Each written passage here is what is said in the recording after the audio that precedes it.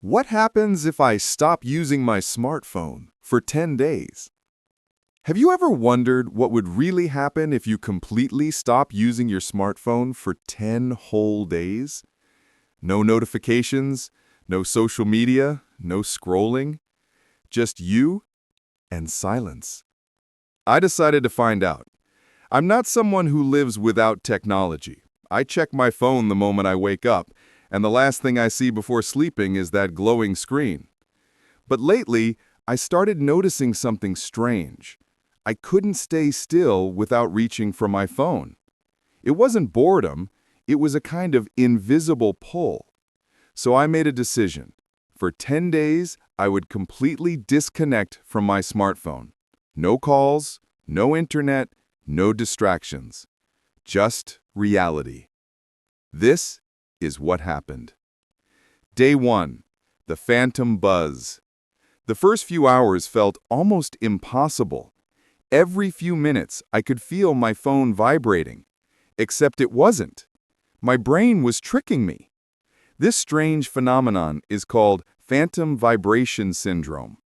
According to research from the University of Worcester, nearly 90% of smartphone users experience these fake vibrations because the brain becomes conditioned to expect notifications.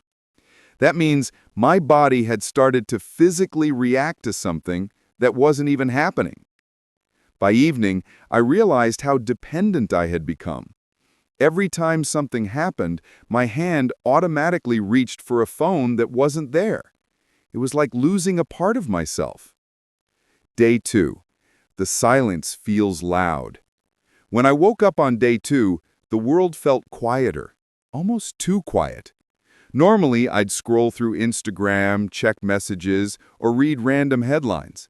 But now, I just sat there, staring at the ceiling.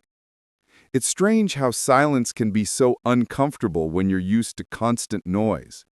Psychologists say our brains are addicted to dopamine spikes, those tiny hits of pleasure we get from likes, comments, and messages. And when that stops suddenly, the brain literally goes into withdrawal. I wasn't bored, I was detoxing. By night, I felt anxious. My fingers twitched like they were missing something. But I also felt curious. What was my brain doing when it wasn't scrolling? Day 3. Real conversations return. On day 3, something beautiful happened. I met a friend for coffee without checking my phone even once. For the first time in years, I looked directly into someone's eyes while talking. No notifications, no distraction, no screen in between. We talked for almost 2 hours about life, old memories, things we never noticed before. And when I came home, I realized a shocking thing. I couldn't remember the last time I'd had a real conversation that long. It hit me. Smartphones didn't make communication easier. They made it shallower. Day 4. The time I never knew I had. Without my phone, I had hours of free time I didn't even know existed. Usually, I'd waste time switching between apps, reading useless posts, or watching random videos. But now, there was nothing to do. So I started reading again. I walked outside without music. I noticed the sound of birds, the way sunlight changed during the day, the smell of trees. These things were always there. I just never paid attention. By the end of day 4, I had finished half a book. And for the first time in years, my brain felt calm. Day 5. Facing boredom. Day 5 was hard. Without constant stimulation, boredom hit like a wave. But here's the thing, boredom isn't bad. According to a study from the University of Central Lancashire, boredom can actually increase creativity.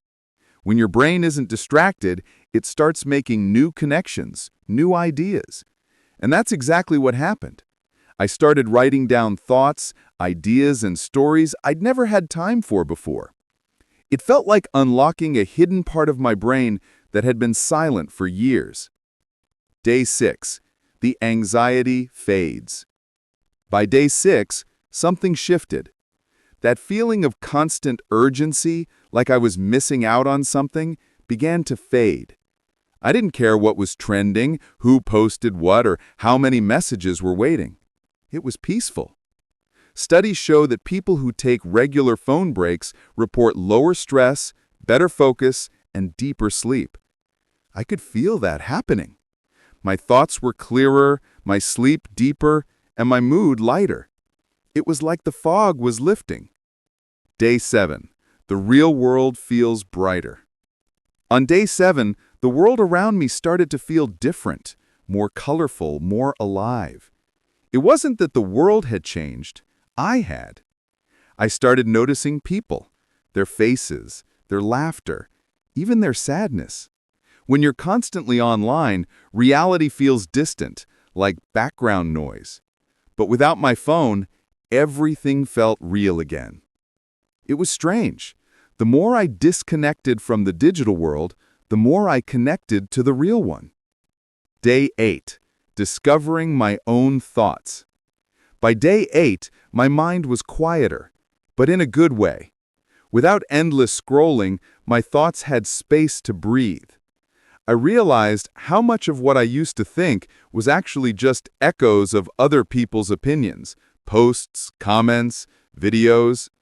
But now, I could hear my own voice again. That's when I understood something powerful. Smartphones didn't steal my time. They stole my attention. And attention is life.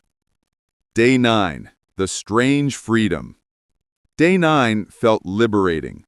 I went for a walk in the park and noticed almost everyone staring at their screens. Couples, parents, kids.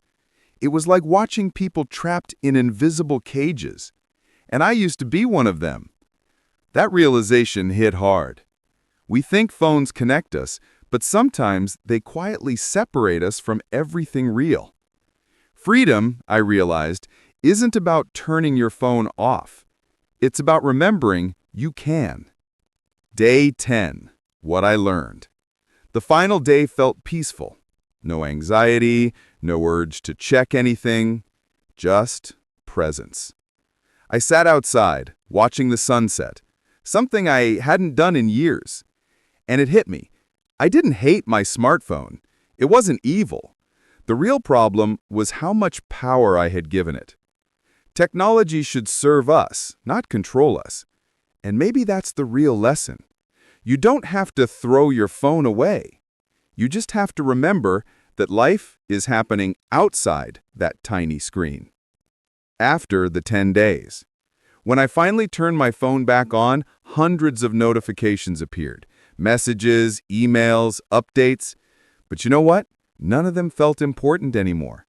Because while the world was busy scrolling, I was busy living. Since that day, I've changed one simple habit.